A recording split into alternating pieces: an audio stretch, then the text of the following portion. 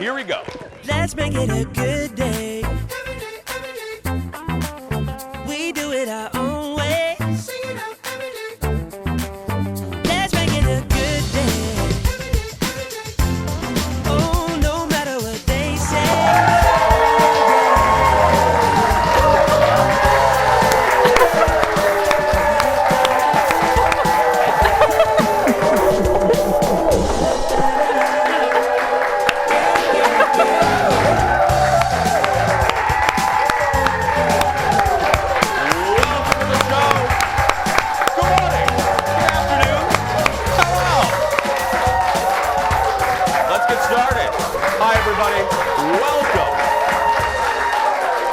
Welcome to the Jason Show. Welcome to the Jason Show. I'm Jace. Please say hello to my sidekick sister from another mister. And Josephson, what's the department store's name? Josephson's. Josephson's Employee of the Month, Kendall Mark, everyone. Hi, Tommy. How you doing? I'm doing so well. I don't know what just happened backstage, though. Oh, so audience, a little behind the scenes thing. I come out of that. There's a room back there behind the little tchotchke wall that I emerged from. Not really a room. Oh, thank you for that zoom in there. But yeah, right over there. There's a little room back there, and before I come out, I can see Kendall before I emerge. And I usually do something to try to make her laugh right before. And moments before I came out today, I made out with a little squirrel. Yeah. I did. I made out with a squirrel puppet just to make you laugh. You know, it Like, worked, what? didn't it? It did. It did. How you doing? I'm doing great. How are you today? I'm doing well. You're matching the set. You always know I love that. That's fantastic. Yes. And yeah. You're... Thank you. Thank you. Thank you. So this is a little tease for an upcoming episode of the show. Yesterday, once the show concluded, Aaron already knows what I'm going to say here. Once this show was over, we shot a story for a future episode. And this is something that Kendall signed us up for. I had nothing to do with this. And she signed us up for sumo wrestling.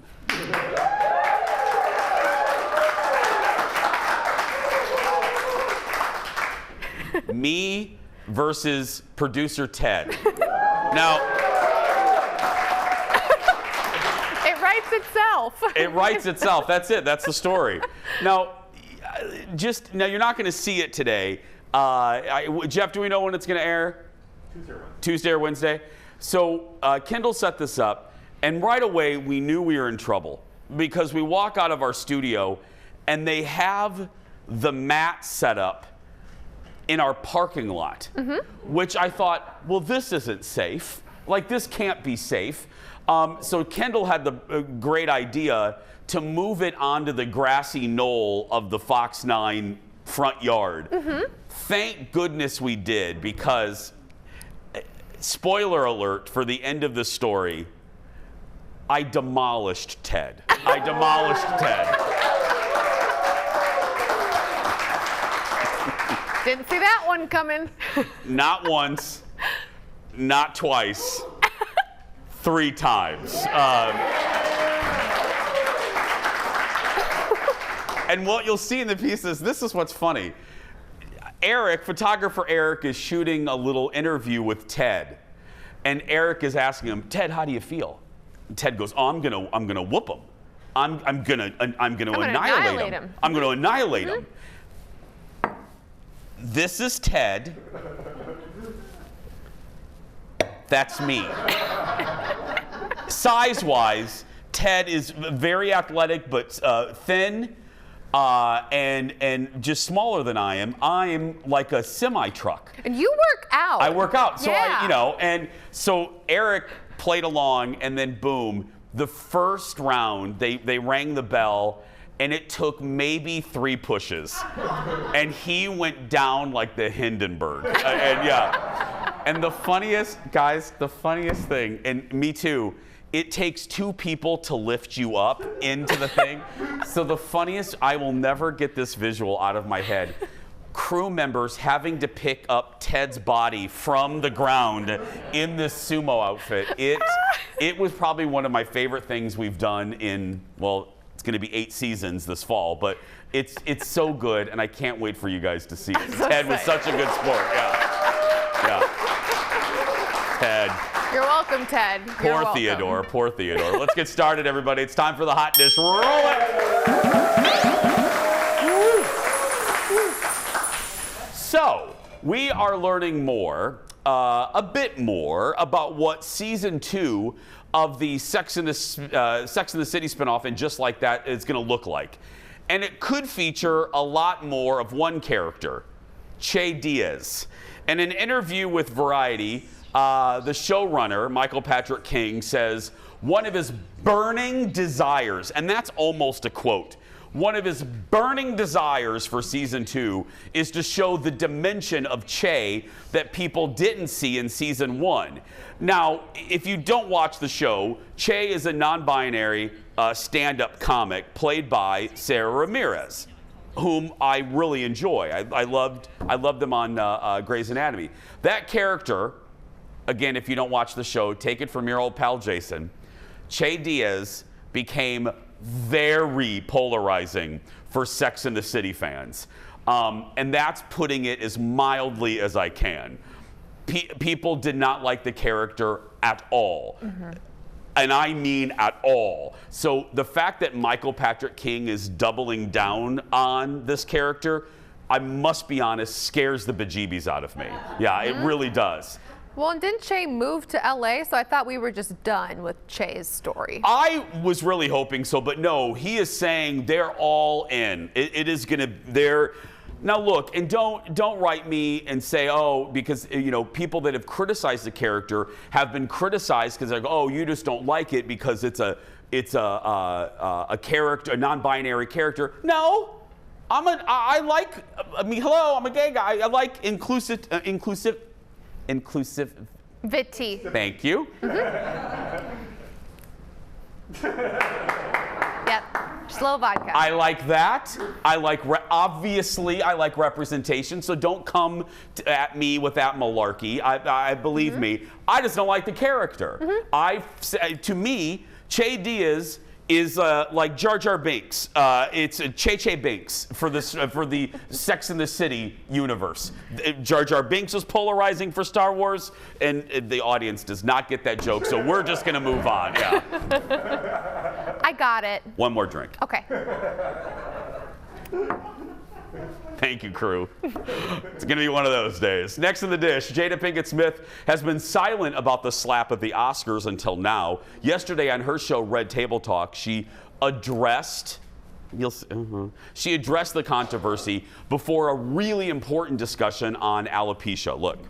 This is a really important Red Table Talk on alopecia. Considering what I've been through with my own health and what happened at the Oscars, thousands have reached out to me with their stories. I'm using this moment to give our alopecia family an opportunity to talk about what it's like to have this condition and to inform people about what alopecia actually is. Now, about Oscar night, my deepest hope is that these two intelligent, capable men have an opportunity to heal, talk this out, and reconcile. The state of the world today, we need them both. And we all actually need one another more than ever.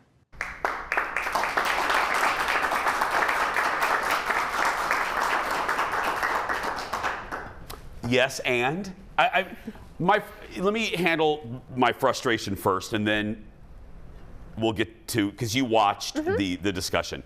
My problem with this is I have more of a problem with the headlines that was like Jada addressed, you know, all these feverish headlines. Jada finally addressed the Oscar slap. No, she didn't. She 694'd it. She talked around it. She did the loop.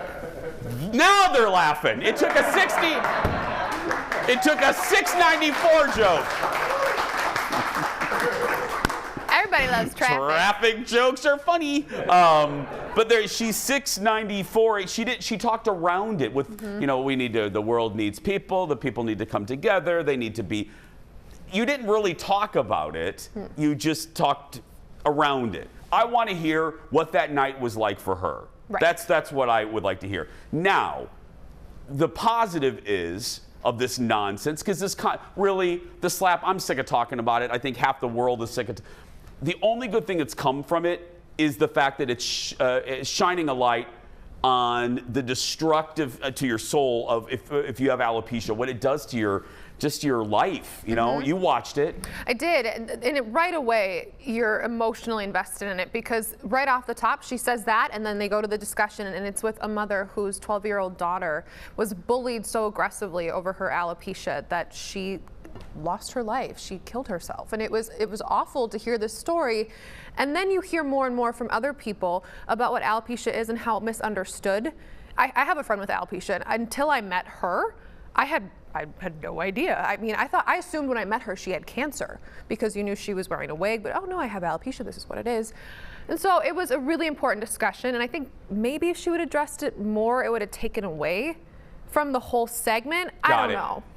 That's how I felt.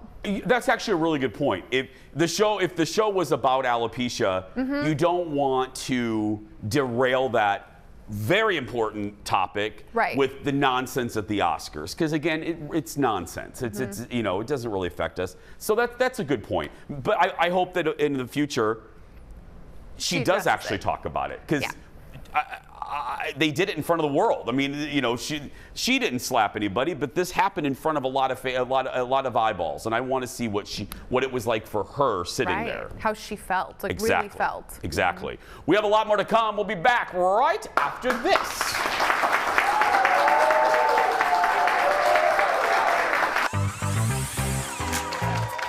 The dish is still hot. Next, the Real Housewives franchise needs a passport for its new installment. But nothing is more savage than me.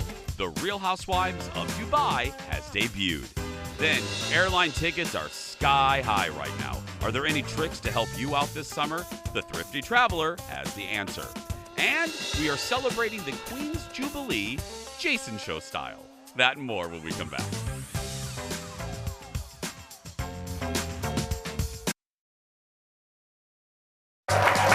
Welcome back.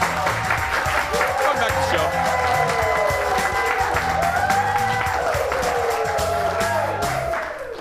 Hi. Comedian Bill Burr was on Kimmel earlier this week and talked about the embarrassment that he suffered on Jeopardy, and that is this afternoon's late night rewind.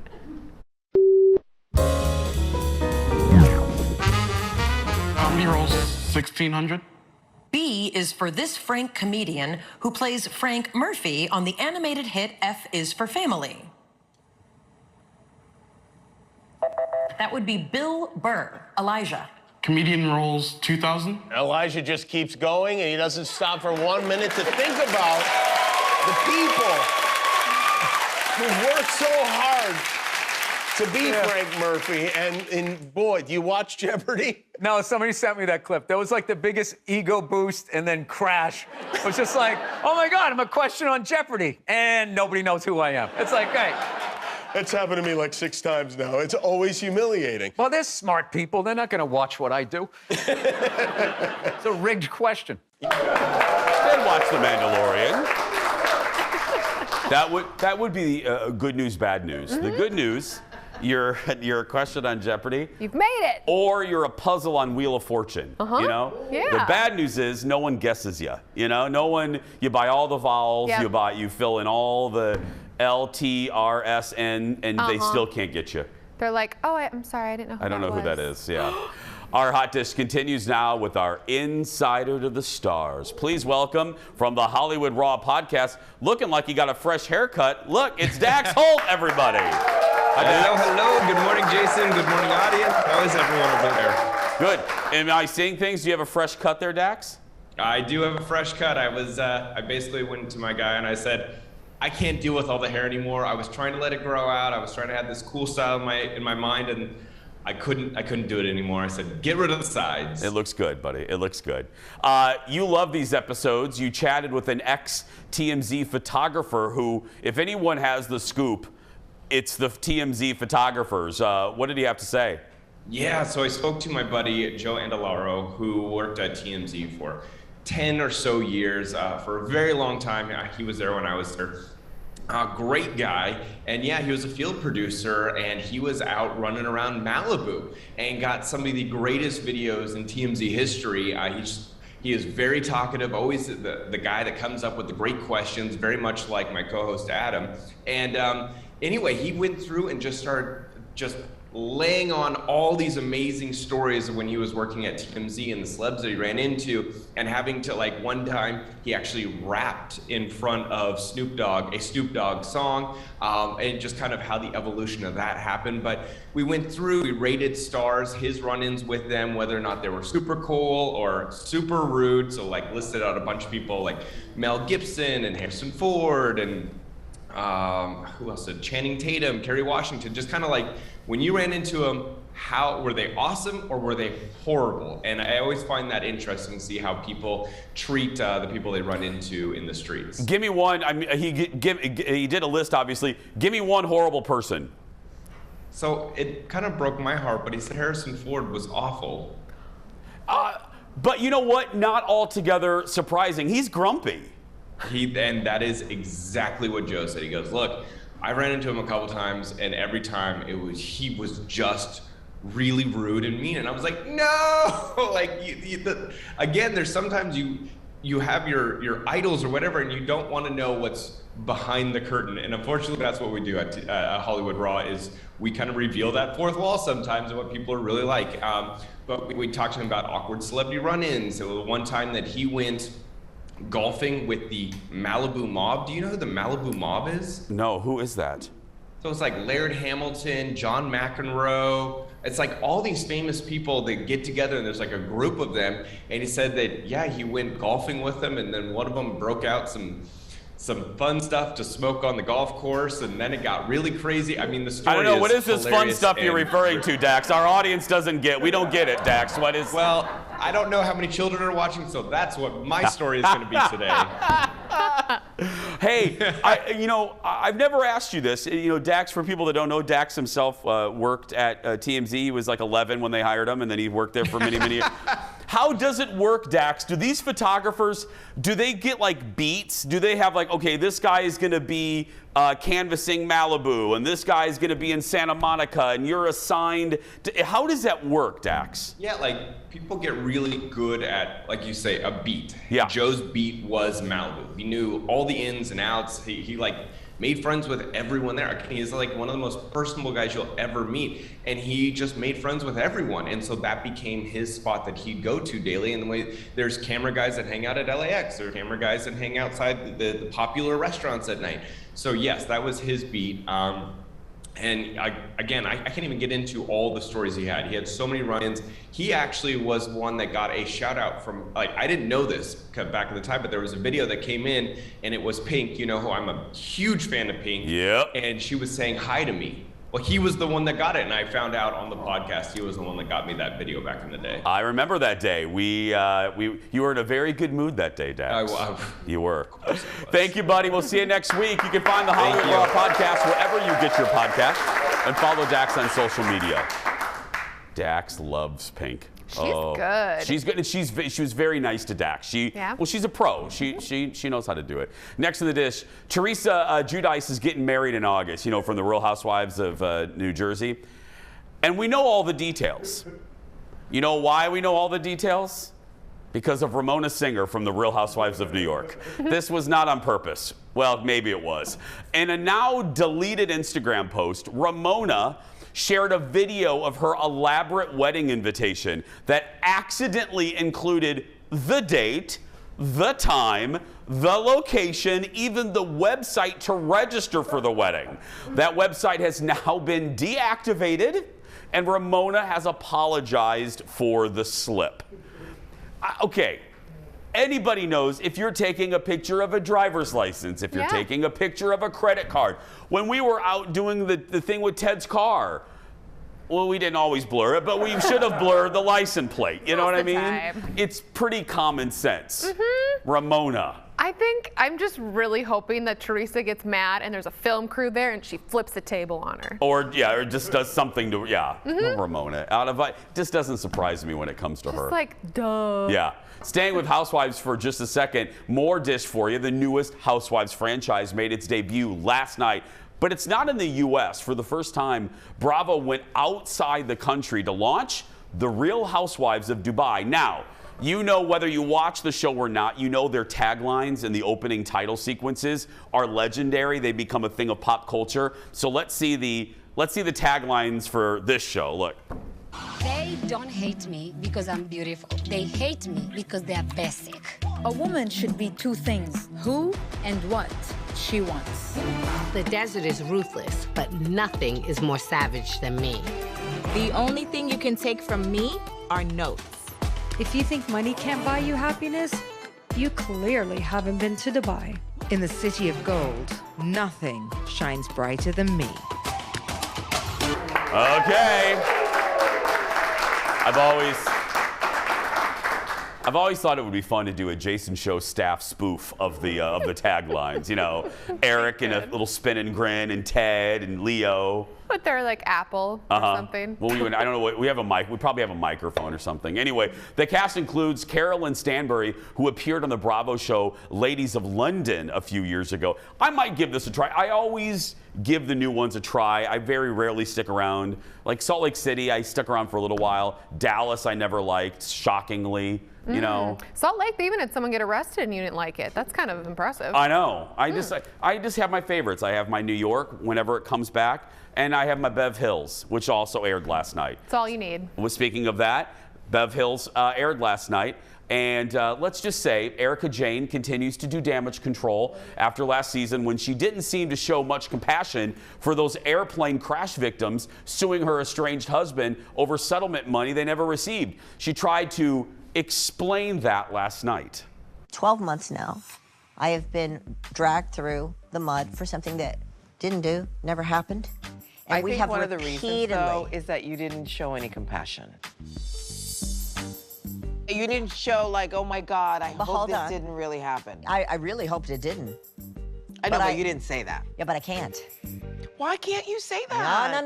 No. Because when you're in a legal situation like that, every word counts. We're not even sure that there were people that weren't paid. You're saying that we don't know for a fact that these people weren't paid, these That's victims? right, exactly right. You mean that there's a chance There's that a they can chance. be lying? No way. Yeah, way. No. I mean, No. they're telling the truth, for heaven's sake. They're widowers, and come on. Basically, Erica said it's possible some of the victims could be lying. Okay. There was a plane and it crashed. Yeah, it's verifiable fact. It's just so bad. She's so gross. You know what? I used to be.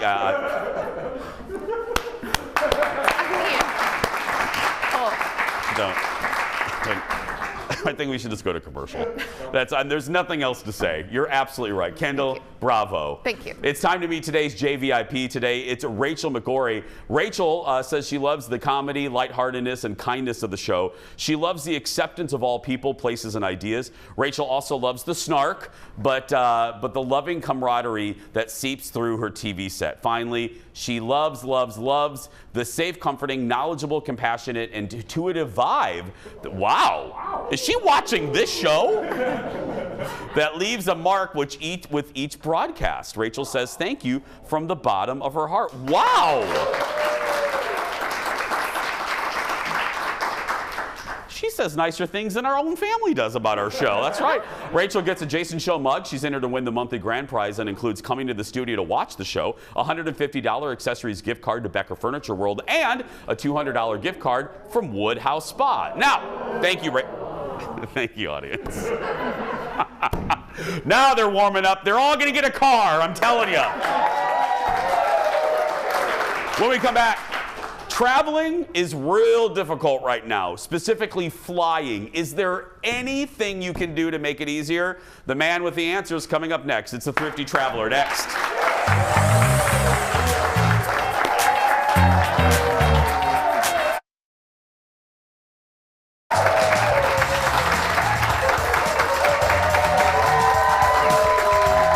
Welcome back. Well, travel is back, but not without all sorts of headaches. Here to discuss travel and how to navigate it, the Thrifty Traveler. Give it up for Jared, everybody. Thanks for having me back, Jason. Okay. You're here to deliver maybe a little bit of good news, but we got to talk about flight cancellations. They're everywhere.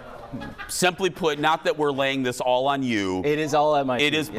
but briefly, it is. Kendall's blaming you, actually, Jared. But briefly, can you explain, and this is what you do so well, you cut through and you just explain it plainly in plain English. What's going on? Why is this happening? Yeah, so during the pandemic, airlines downsized big time to cut costs. No one was flying. And now, obviously, people want to travel again, and demand is skyrocketing. And just like everywhere else, the airlines cannot hire enough people. So it's really down to crews. They don't have the crews. And the fact that air traffic control has issues, it's always not that simple. Yeah. But, you know, all it takes is a big storm in like Atlanta for Delta or in Minneapolis, and it just throws everything haywire because they're running just so tight. Do you see, how long do you think it's going to take to balance out new hires and the demand? What are you seeing? What do you think? A year?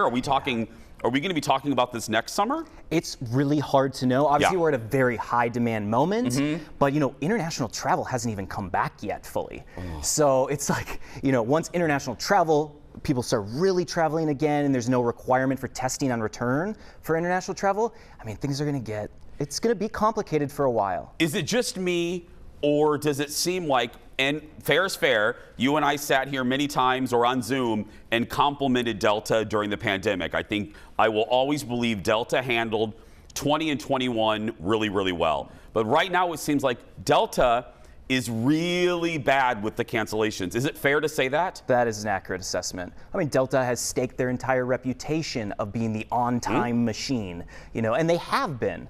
But like last weekend, they had more cancellations in one weekend than they had in all of 2019. Did you guys know that? So Isn't that, it's- yeah. I mean, just think about that. It's crazy. I mean, they were amazing. And now it's just, all it takes is one big storm or one, you know, series of complications and everything just melts down. Okay, before we move on to happier news, like your baby, we got to look at pictures of the baby, but there's a purpose. We're just not going to go through a family album, but if people are watching right now, they just heard our conversation and they have a flight coming up. They're freaked out. Should they be?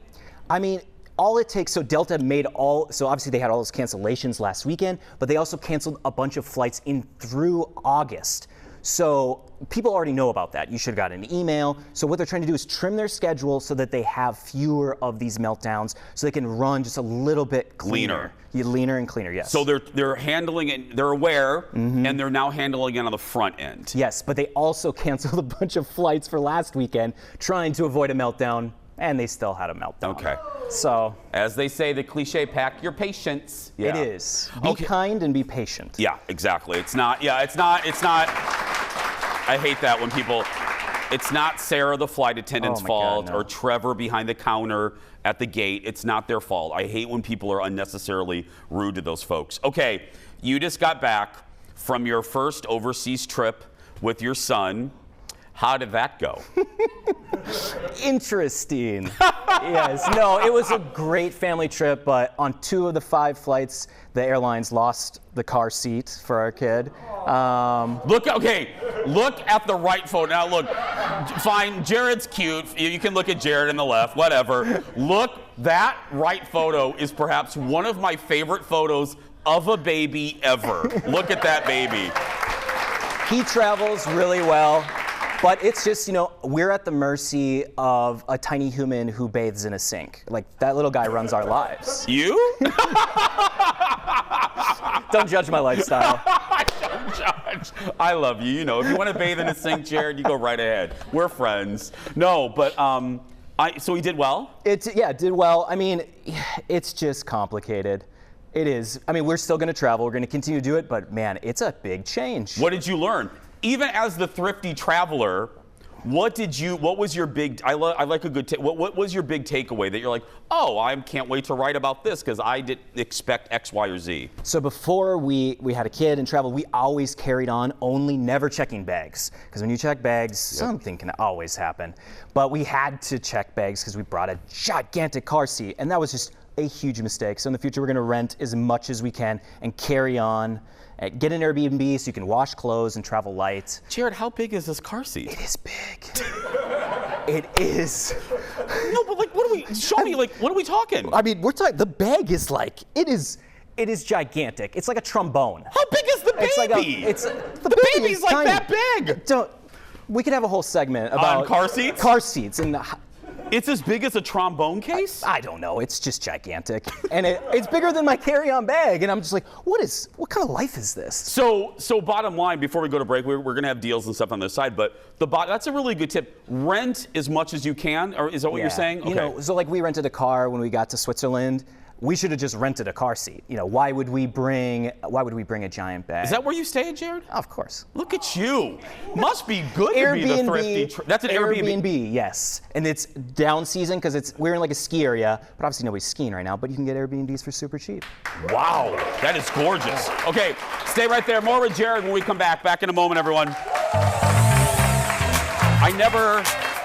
I always see the families at Disney. Welcome back. Okay.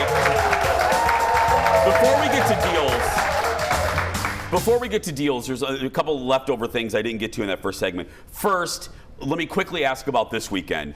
Do you foresee, look in your crystal ball, last weekend was a disaster. Do you think it's going to be mildly better? Okay, that's a no. We'll move on. It's hard to know. It's impossible to know. We got to be positive. Let's be positive. Number 2, babies need passports? Babies absolutely need passports. Yes. Really? Yeah.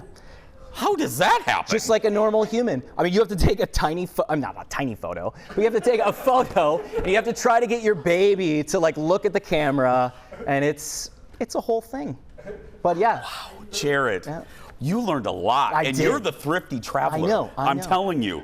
Okay, let's go to flight deals. That's why people love you. Well, they love you for other reasons too. But let's talk. Hard to find domestic deals, right? Very hard to find domestic deals. So international right now absolutely is where you should be looking. Like Minneapolis to Guatemala City, Guatemala yesterday was $183. Not everybody's cup of tea, but $183 round trip on American. You can't get to Chicago for $350. You can't buy a tank of gas for $183 right now. I think that's accurate.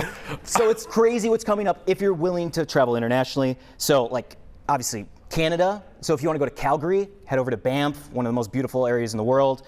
You can fly nonstop on Delta, $391 through next April. Fort Myers, Florida, one of the few places domestically you can travel on the cheap, $197 nonstop round trip on Delta through February. Belize, $372, Cancun, $280, Havana, Cuba, $352. Havana's open again. Yeah. I've been there twice. It's wonderful. You loved it. I remember that. I did. And probably one of my favorite ones, Hawaii. Go to Kauai, $478 on Delta through next year, which is crazy. Trust me, that is real cheap. That's a really good deal. I like Kauai too. So hop on Google Flights. That's what you should be using to search, or go to thriftytraveler.com, sign up for our free cheap flight alerts. That's the key. Because it is, I'm booking, you're usually here when I'm booking, I'm doing my July trip, going on my first ever cruise. Say a prayer for me on that one. That'll be something. Jason on the Love Boat. That's right.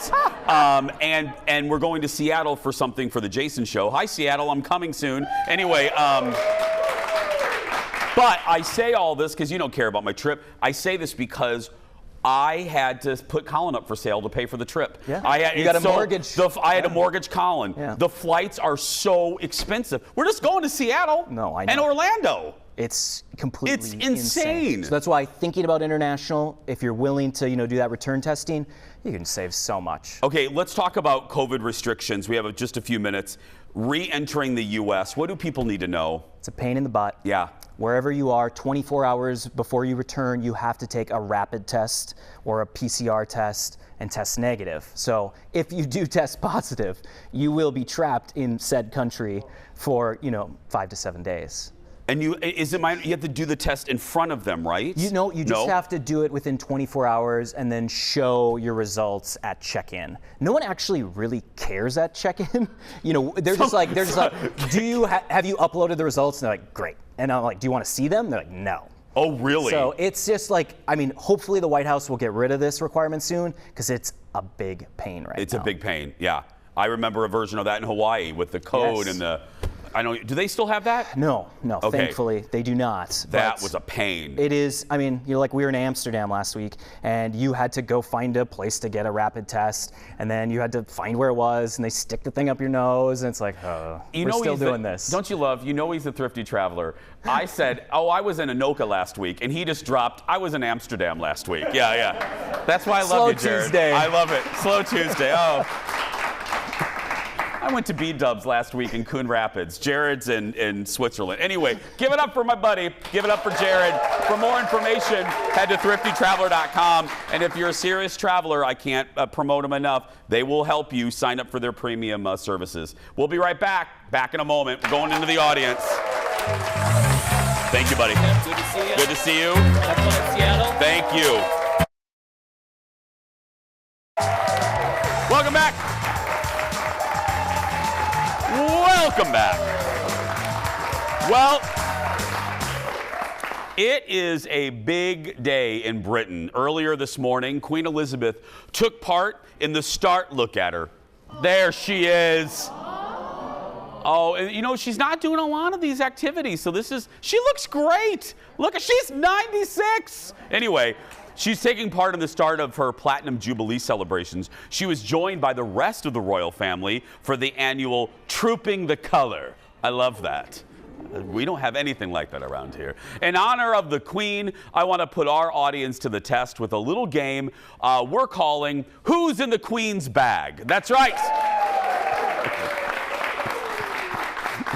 Can I tell you, I'm not going to read this. Hold on a minute. Before we go any further, I love these people because Erin went into the audience. She goes, okay, we're playing a game and we need volunteers. One person volunteered because they were afraid, rightfully so, that it was going to be like U.S. history or geography or something. No, it's a ridiculous game. The Jason Show research team hit. Okay. Thank you. There we go. The Jason Show, yeah. That animation costs us like $100. But the Jason Show research team hid famous faces under the Queen and her handbag. And you have to guess who's in the Queen's bag, okay? Where is Lucy? Lucy, give it up for Lucy, everyone. Come right over here.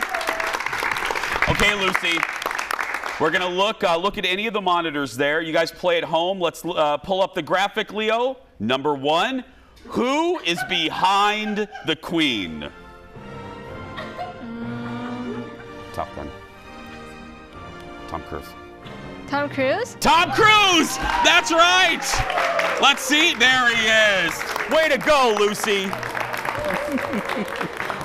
He's so small you could barely see him.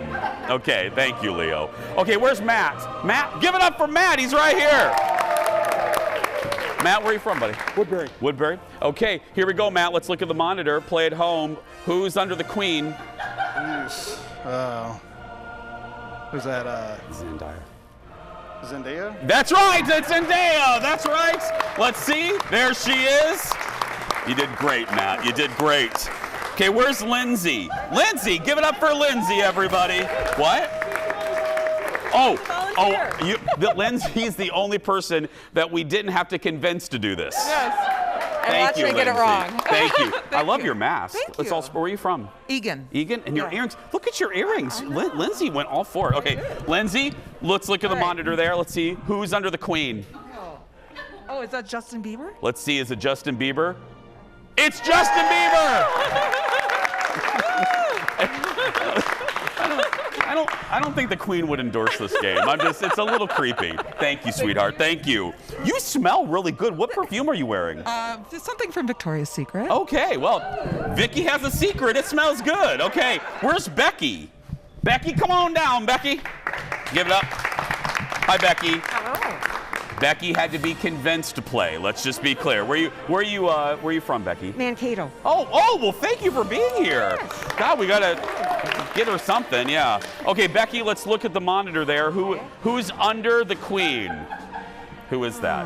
Right there, right by her bum. It's a pop star. Oh, Lady Gaga. Let's see, is it Gaga? It's Gaga, that's right. Thank you, sweetie. Okay, Where's Craig? Craig, stand up. Give it up for Craig, everybody. Craig, buddy, where are you from? Ramsey. Ramsey. Well, welcome. Okay, Craig, let's look at the monitor. Let's see if you can figure out who's under the queen. Rihanna. That's right. It's Rihanna, everybody. Thank you, Craig. Last but not least, where's Deb? Deb, I'm going to come to you. You stay right there. You sit. You stay comfortable. Okay, Deb. Thank you for getting that shot there, everybody. Let's look at the monitor. Here we go. Final one. Who's under her bag? J-Lo. Let's see. Is it J-Lo? It's J-Lo. Give it up for this audience, everybody. They were convinced. Aaron. They're all, and come here, Aaron. Show everyone how beautiful you are. It's Aaron Schwab, everybody.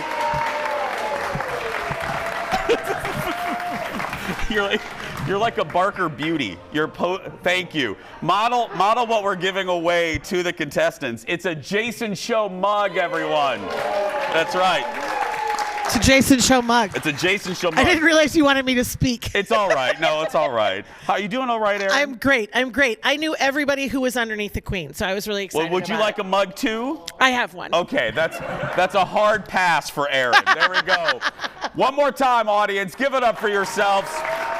When we come back, what is in the world's shortest segment, plus a surprise goodbye. That and more when we come back. Back in a moment, everybody.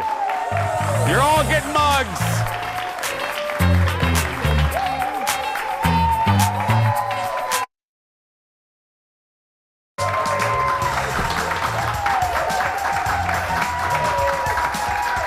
Welcome back. Wow. I love the audience. The audience is so nice today. They didn't want to play a game, but they still did it, and I appreciate it. That's right. And they're getting mugs, so you know it's a win-win. It's time for the world's shortest segment, everyone. What used to be America's #1 restaurant chain has served up its last meal. This makes me sad. The very last Howard Johnson's in the country just closed.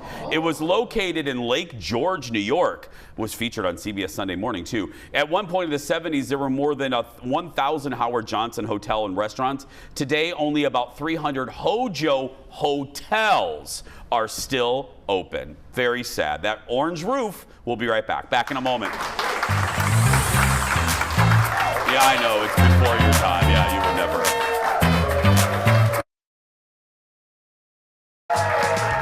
I'll be surprised. Okay, wrapping things up. Surprise goodbye time. You know how this works. I don't know what's in this segment until right now. Today, one woman shows City Slickers how it's done. The woman from Alaska was in a bar in Brooklyn when she came across a possum in a bar.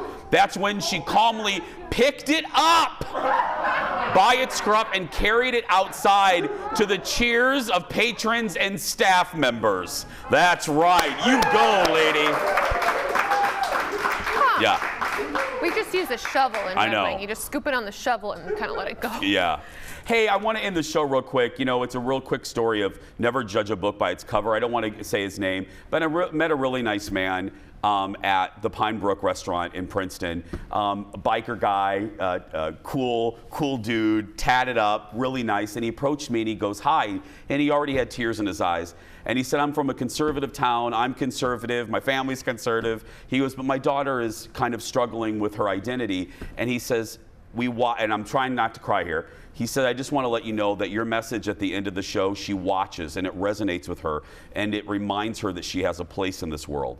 And I just thought, you know, it was a really good lesson for me where I would look at him and in a joking way, I wouldn't think he would watch our show, you know, because he's but he was so gosh darn kind, and like I said, he had tears in his eyes, and I bawled, and I got in the car, and Colin goes, what is wrong with you? And I said, I just had this great interaction. And so to the daughter out there, and I'm not naming names on purpose, I don't want to embarrass anyone, to that daughter out there, I just want you to know you do have a place in this world. I'm proof of that. I was an odd kid, I didn't belong, I got made fun of, and I'm sitting here, and you have a place too, and never forget that. Tomorrow on the show, Stephanie Hansen is back. This is my favorite tease ever. Stephanie Hansen's back and we're having fun with chives. Ted, what a tease. That's going to do it for us. If you're watching and you are a kid that's being bullied, go out there and be yourself because nobody can tell you you're doing it wrong. Have a good day, everybody. Come on, Kendall.